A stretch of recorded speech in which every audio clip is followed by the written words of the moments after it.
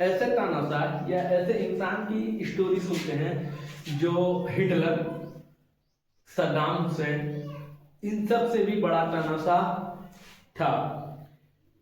इनकी अगुवाई में मतलब जब इनका शासनकाल आया तो कम से कम 2 करोड़ लोग मारे गए। जिसने अपने बेटे को अपने फायदे के लिए मरवा दिया, जिसकी पत्नी ने सुसाइड कर लिया। चलो इसके बारे में हम जानते हैं। यह कहानी है जोसेफ स्टॉलिन की। किसका है? Joseph Stalin. ये कहानी जोसेफ स्टॉलिन की है। हम लोग इससे पहले भी पढ़ चुके हैं, एडोल्फ हिटलर के बारे में, सद्दाम हुसैन के बारे में। आज हम लोग जोसेफ स्टॉलिन के बारे में जानते हैं। कहते हैं कि इसे मैन ऑफ स्टील बोला गया है। क्या बोला गया है? मैन ऑफ स्टील, यानी कि स्टील का आदमी, स्टील का आदमी।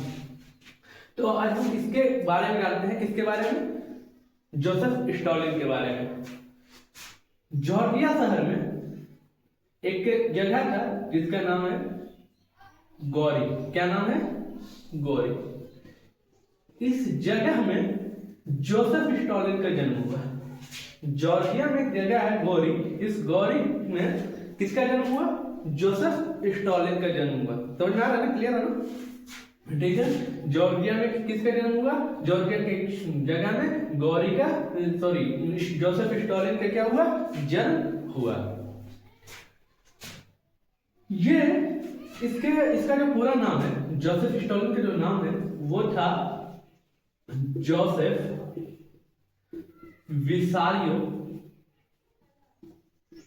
विसारियोनोविच जुगासविली। क्या था? जुगासविली।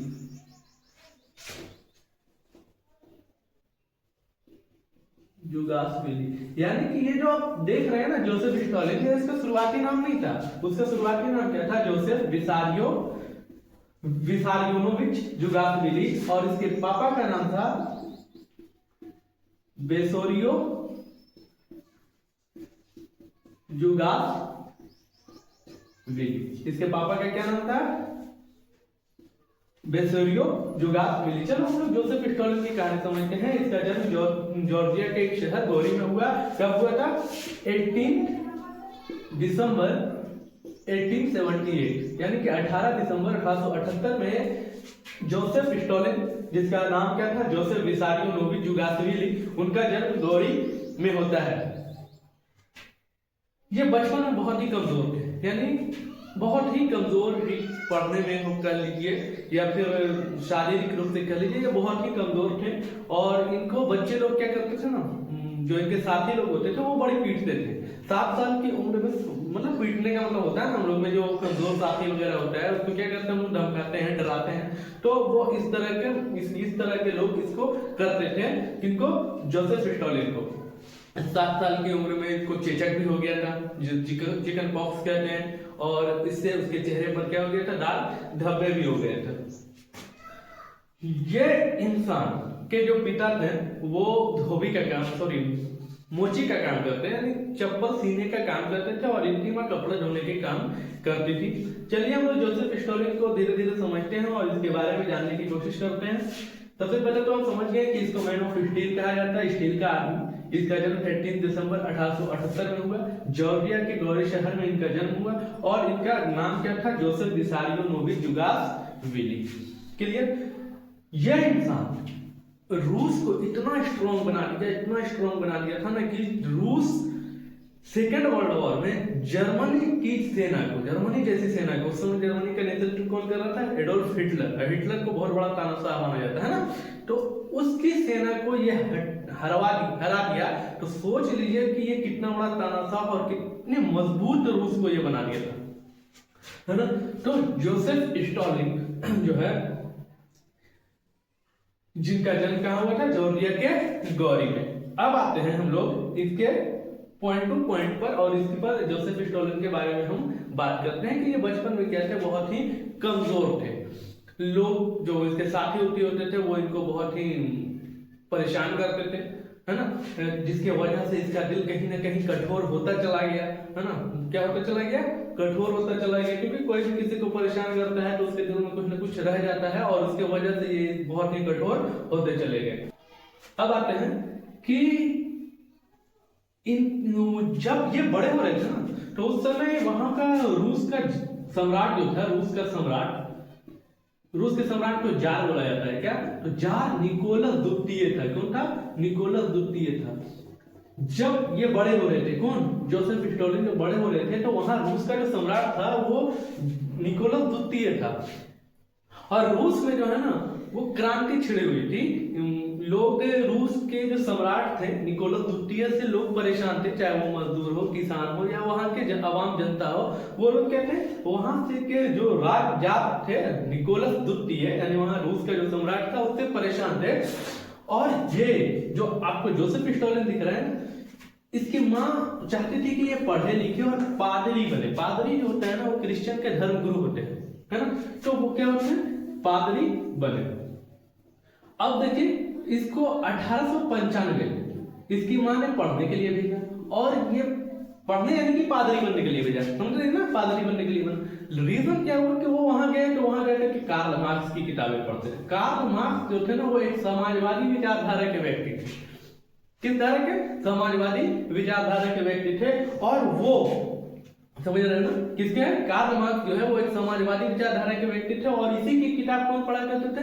जोसेफ स्टॉलिन पढ़ा करते थे। अब क्या हुआ, होता है जनरली यही है कि जब हम जो चीजें पढ़ते हैं हम उस तरह से बनते जाते हैं, वैसा ही हमारा माइंड सेट होता है। और जब ये कार्ल मार्क्स की किताबें पढ़ रहे थे तो इनका माइंड सेट भी वैसे ही हो रहा था। और इनके दिल में कहीं ना कहीं ये जो तुम्हारे निकोलस द्वितीय था, जार रूस का जो सम्राट था, उसके लिए दिल में नफरत पैदा हो रही थी। तो ये पादरी तो बने नहीं, इसके मन में तो कार्ल मार्क्स की विचारधारा बैठ गई थी। तो ये क्या किया कि वहां जितने भी क्रांति होते थे, यानी कि जितने भी रिवॉल्यूशन होते थे, वो ये सब में आगे आते थे। यानी कि हर चीज में हड़ताल करना या फिर राजा के खिलाफ कोई विरोध करना, हर चीज में ये जोसेफ स्टॉलिन, यानी इनका नाम क्या था, जोसेफ विसारियोनोविच, वो आगे आने लगे।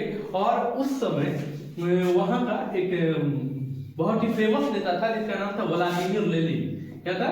Vladimir Lenin. इसकी मुलाकात, जो ये स्टॉलिन है ना, इसकी मुलाकात व्लादिमीर लेनिन से होती है फिनलैंड में। और व्लादिमीर लेनिन इससे बहुत ही खुश होते हैं, मिलकर बहुत ही प्रभावित होते हैं इसको देख करके, क्योंकि क्वालिटी हो गया था इसके अंदर। तो इसको देख के व्लादिमीर लेनिन ना बहुत खुश होते हैं और बहुत ही इससे प्रभावित होते हैं। अब क्या हुआ कि एक समय आता है 1906 में ये एक लड़की से शादी करते हैं जिसका नाम है काटो स्वेंडिच। काटो स्वेंडिच से ये शादी करते हैं और इनसे एक बेटा होता है, इनका नाम होता है याकूब। क्या होता है? याकूब। इनसे एक बेटा होता है जिसका नाम क्या होता है? याकूब। 1906 में शादी की है। 1907 में इसकी पत्नी, ये जो काटो स्वेंडिच आप देख रहे हैं, इसकी डेथ हो गई। क्या हो गई? डेथ हो गई। और इनको टाइफाइड हो गया था, बुखार हो गया था, टाइफाइड बुखार, और जिसकी वजह से इनकी डेथ हो गई। और इनके डेथ होने के बाद इनके दिल में जो नरम दिल था, यानी कि दिल में जो मोह माया थी, मोहब्बत थी, वो खत्म हो गया। और उस दिन ये अपने नाम को जोसेफ विसारियोनोविच जुगासविली को बदल करके अपना नाम क्या रख दिया? जोसेफ स्टॉलिन रख दिया। क्या रख दिया? जोसेफ स्टॉलिन रख दिया। अब पत्नी की डेथ होने के बाद इसके पास तो कुछ बचा नहीं, तो जो याकूब था, बच्चे थे, उसको अपने नाना नानी के पास भेज दिए, हम बेच दिए बोल रहे, नाना नानी के पास इसको भेज दिया। और खुद पूर्ण रूप से वहां के एक पार्टी थी, समाज कम्युनिस्ट पार्टी है, कम्युनिस्ट पार्टी, इस पार्टी के हिस्सा बन गए। इस पार्टी में क्या ले लिए? भाग ले लिए। अपने आप को पूर्ण रूप से जोसेफ स्टॉलिन अब इसमें समर्पित हो गए, क्योंकि अब इसके पास कुछ था नहीं, पत्नी थी, डेथ ही कर गई। 1906 में शादी करने के बाद एक बच्चा हुआ, और 1907 में उसकी पत्नी क्या हो गई? डेथ ही हो गई। तो अब अपने आप को उस पार्टी में, उस कम्युनिस्ट पार्टी में समर्पित कर लिया। और वहां के जो राजा थे निकोलस द्वितीय, उसके खिलाफ क्या हो गया? ये विरोध करने लगे, है ना, उसको हटाने के लिए मांग बढ़ने लगी। 1917 में क्या होता है, बोल्शेविक क्रांति होता है, आप लोग पढ़े होंगे रूस की बोल्शेविक क्रांति। उस क्रांति में लेनिन की क्या होती है, लेनिन उसका नेतृत्व कर रहा था, व्लादिमीर लेनिन, तो लेनिन की विदाई होती है। उस क्रांति में क्या होती है, लेनिन की विदाई होती है और फिर सत्ता में वापस कौन आता है, लेनिन वापस आ जाता है सत्ता में। लेकिन इससे पहले एक चीज होता है जिसमें लेनिन को गिरफ्तार कर लिया जाता है। लेकिन गिरफ्तार करने के बाद लेनिन को कौन छुड़ाता है, जोसेफ स्टोलिन लेनिन को छुड़ा देता है और छुड़ाने के बाद उसको फिनलैंड भगवा देता है, जिसके वजह से जो लेनिन है ना वो जोसेफ को बहुत मानने लगते हैं और बहुत ही अपने पार्टी में एक अहम सीट देते हैं, यानी उसको प्रमुख बना देते हैं। समझ रहे हैं, इसको क्या करते हैं, लेनिन स्टोलिन को प्रमुख बना देते हैं। अब देखो इस चीज को समझो, उस पार्टी का इसको प्रमुख बनाने के बाद जैसे ही ये सत्ता में मतलब वो फिनलैंड इसको भगा देने के बाद जोसेफ स्टोलिन, इससे पहले की घटना है, 1917 से पहले की घटना है कि लेनिन को एक बार उसके जो सम्राट होते हैं निकोलस द्वितीय, वो क्या होते हैं, गिरफ्तार कर लेते हैं। समझो इस चीज को, गिरफ्तार कर लेने के बाद जो स्टोलिन होता है ना वो उसको छुड़ा करके फिनलैंड भागने में मदद करता है। और जब फिनलैंड वो भाग जाते हैं तो उसके बाद इसको यानी कि स्टोलिन को वहां का क्या बना दिया जाता है, प्रमुख बना दिया जाता है।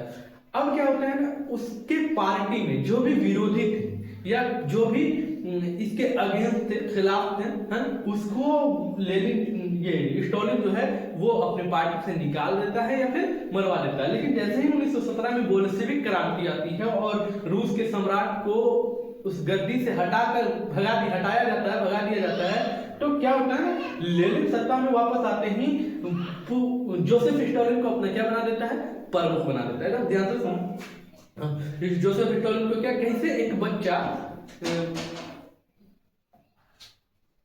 कमजोर पार्टी से, यानी कि कहने का अर्थ है कमजोर पार्टी से ऊपर जाता है, उसको हम समझते हैं। कहने का अर्थ है कि वो बच्चा कमजोर था, मतलब वो एक गरीब मध्यम परिवार का बच्चा था और वो किस तरह से अपनी जिंदगी को गुजार करके एक तानाशाह बनता है उसके बारे में हम समझ रहे हैं। तो लेनिन जो है ना, लेनिन उसको अपने पार्टी का प्रमुख बना देता है। होता क्या है कि 1924 पूरा डेट लिख लेते हैं, 21 जनवरी 1924 को लेनिन की मृत्यु हो जाती है। क्या हो जाती है, लेनिन की मृत्यु हो जाती है। उसके बाद वहां संघर्ष होने लगता है कि अब इस सत्ता पर कौन काबिज होगा, जिसमें ट्रॉट्स्की का नाम आता है और स्टोलिन तो था ही, है ना। तो स्टोलिन जो है इन सब में आगे चला जाता है और ट्रॉट्स्की को देश से बाहर निकाल देता है। तो स्टोलिन उस समय सत्ता पर काबिज हो जाता है और सत्ता पर काबिज होने के बाद अब कहानी शुरू होती है। सत्ता पर जैसे ही काबिज होता है ना, तो इसको लगता है कि अब हमको अपने देश को क्या करना चाहिए, तरक्की करना चाहिए। कोई भी अपने देश को तरक्की ही सोचेगा, तो उसको चाहता था कि हम अपने देश का तरक्की करें। इसके लिए उसने आधुनिकीकरण करना शुरू किया, खेतों का राष्ट्रीयकरण करना शुरू किया। आधुनिकीकरण का मतलब हो गया कि औद्योगिकीकरण, यानी कि बड़े बड़े फैक्ट्री लगाना, है ना, और बड़े बड़े मशीनों का उपयोग करना, है ना। और खेतों का राष्ट्रीयकरण का मतलब हो गया जो छोटे छोटे खेत थे उन सब के जो छोटे छोटे मालिक थे सबको क्या करना, अपने कब्जे में लेना और उसके मतलब कि उससे ज्यादा उपज करना। कहने का अर्थ है कि जब छोटे छोटे खेतों के मालिक थे ना, तो खेत में उपज ज्यादा होती नहीं थी, अकाल पड़ता था। अब क्या हुआ कि जब ये सत्ता पर काबिज हुआ, तो सत्ता पर काबिज होने के बाद बड़े बड़े फैक्ट्रीज लगवाना शुरू किए, बड़ी बड़ी मशीनें आना शुरू हो गई, है ना। और इसके शासनकाल में, किसके, स्टोलिन के शासनकाल में, जोसेफ स्टोलिन के शासनकाल में क्या हुआ ना कि तुम्हारा जाकर के जितने भी कोयला, तेल, स्टील, ये सब चीजें ज्यादा मतलब निकलने लगी, इंडस्ट्रियलाइज हो गया ना, औद्योगिकीकरण हो गया, बड़े बड़े मशीनें आने लगी, तो ये सब चीजें ज्यादा ग्रोथ करने लगी और इनकी जो इकोनॉमी थी, आर्थिक स्थिति थी, वो मजबूत होने लगी इनके नेतृत्व में, स्टोलिन के नेतृत्व में। लेकिन किसान लोग जो थे उसको थोड़ा खराब क्या लगा, जब उनकी जमीनें छीन कर ये अपने राष्ट्रीयकरण करने लगे ना, तो उन लोगों ने इसका विरोध किया। विरोध किस रूप से किया मालूम? इन लोगों ने विरोध जो किया वो अपने जानवरों को मार कर किया और अपने जो गल्ले थे उसको छुपा कर किया। नतीजा ये हुआ कि जब किसानों ने सब जानवरों को मार दिया और अपने गलों को छिपा दिया ना, तो जिसके वजह से लोग भूखे मरने लगे और लगभग 50 लाख लोग मर गए। तो अब बताओ, जब 50 लाख लोग मर गए, स्टालिन को गुस्सा आ गया। जाहिर सी बात है, उसके शासन काल में अगर कोई मर रहा है तो गलत बात है ना, तो उसको गुस्सा आ गया। तो इसने जो लोग गल्ले को छुपाए थे, अनाज को छुपाए थे, या जिन लोगों ने जानवरों को मारा था, सबको एक तरफ से मरवा दिया। सबको क्या किया? एक तरफ से मरवा दिया। और इसके शासनकाल में, स्टालिन के शासनकाल में देश तरक्की करने लगा, अनाजें ज्यादा उपज होने लगी, है ना, मतलब बहुत ही अच्छा तरीके से कह लीजिए वो व्यवस्था करने लगा, लेकिन तानाशाह रूप में, यानी कि जो भी इसका विरोध करता उसको समझाता नहीं, या तो जेल में डाल देता या फिर मार देता। और उसी के समय में द्वितीय विश्व युद्ध भी हो रहा था। तो द्वितीय विश्व युद्ध में जर्मनी में एक तानाशाह था, हिटलर, है ना, वो रूस के तरफ भी, रूस से भी इसका युद्ध हुआ और रूस को हराने में बहुत बड़ा योगदान किसका था? जोसेफ स्टालिन का था, क्योंकि इसने अपनी आर्थिक स्थिति को इतना मजबूत कर लिया था, अपने देश की सेना को इतना मजबूत कर लिया था कि जर्मनी की सेना भी इसके सामने टिक नहीं पाई। और रूस ने सेकेंड वर्ल्ड वॉर में जर्मनी की सेना को पटखनी दी, हरा दिया। अब देखिए, उस समय कुछ चीजें होती है कि होता क्या है कि इनको याद किया जाता है तानाशाह के रूप में, यानी कि इनकी पार्टी में ही कोई इनका विरोध करता तो या तो उसको जेल में डलवा देते या मार देते, पहला पॉइंट। या फिर कोई भी देश की जनता किसी चीज का विरोध करती कि नहीं ये गलत है, तो गलत है तो हम उसको सुनेंगे या उसको समझाएंगे, उसको मार थोड़ी ना देंगे। लेकिन करते क्या था ये कि उसको मार देता था, उसको कोई, चाहे वो इसके पार्टी के आदमी हो, मतलब इसके विरोध में कुछ बोलना ही नहीं है। और ये पंचवर्षीय योजना भी लाया था, जिसके वजह से क्या था ना, जोसेफ स्टालिन अपने देश की तरक्की में, आर्थिक स्थिति में बहुत बड़ा योगदान अदा किया। ठीक है, तो इसको कितने लोग अच्छे भी मानते थे, कितने लोग बुरा भी मानते थे। अब देखो होता क्या है कि 1906 में तो शादी वादी हुई, बच्चे हुए, उसके बाद ये तो मर ही गई। 1919 में एक और शादी करते हैं, है ना, उससे भी इनके 2 बच्चे होते हैं, एक लड़का और एक लड़की।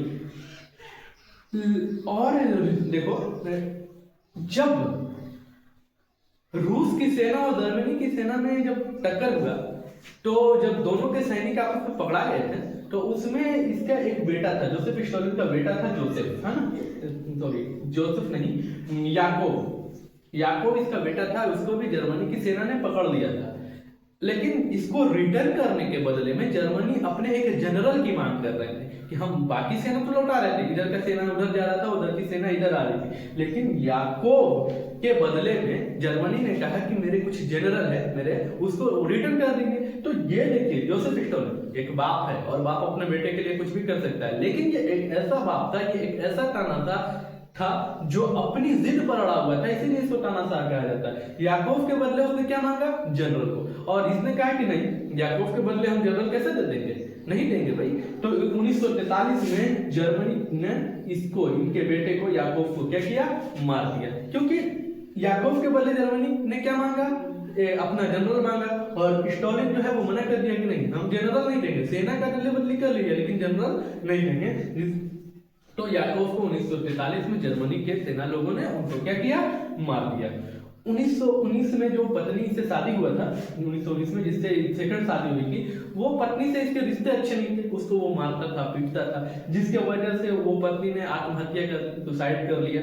तो यही सब कारण था कि इसको क्या बोला जाता है? तानाशाह। तानाशाह बहुत बड़ा था, है ना। इसकी पार्टी में कोई विरोध करता है ना, कहा जाता है कि 139 मेंबर थे इसके पार्लियामेंट में, उसमें से 93 लोगों को ये मरवा दिया। यानी कि ये किसी को भी नहीं छोड़ता था, इसके मन में जहर भर गया था अपनी पार्टी के खिलाफ, यानी शक्ति माइंड का हो गया कहते। इसको लगता था कि कहीं कोई मेरे सत्ता पर काबिज न हो जाए मुझे मार करके, यानी कि ये बहुत शक्ति टाइप का था, समझ में आ रहा है ना, बहुत शक्ति टाइप का हो गया था।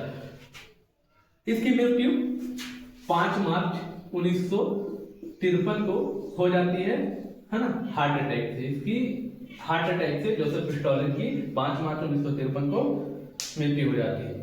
क्लियर हो गया? कुछ समझ में आया? समझ में आया ना? चलो, जोसेफ स्टालिन कहां पैदा हुए थे? कहां पैदा हुए थे? जॉर्जिया के गिरी में, जॉर्जिया के गिरी में, सॉरी गोरी में, जॉर्जिया के गोरी में, है ना। वो बचपन में बहुत ही कमजोर थे। इनके पिता क्या थे, जूता सिलने वाले थे, मोची थे। इनके माता कपड़ा धोती थी। इन्हें मैन ऑफ स्टील भी बोला गया था, है ना। 18 दिसंबर 1878 में इनका जन्म हुआ था। इनका पूरा नाम जोसेफ विसारियो नोविक जुगासविली था, है ना। पिता जो है वो बेसिलियो जुगासविली थे। माता के नदादिदे थी, है ना। माता क्या थी, के नदादिदे। और इनकी शादी 1906 में कैटो स्वांडिस से होती है। इनका उनसे एक बेटा होता है याकूब। इनकी पत्नी की मृत्यु 1907 में टाइफाइड की बीमारी की वजह से हो जाती है।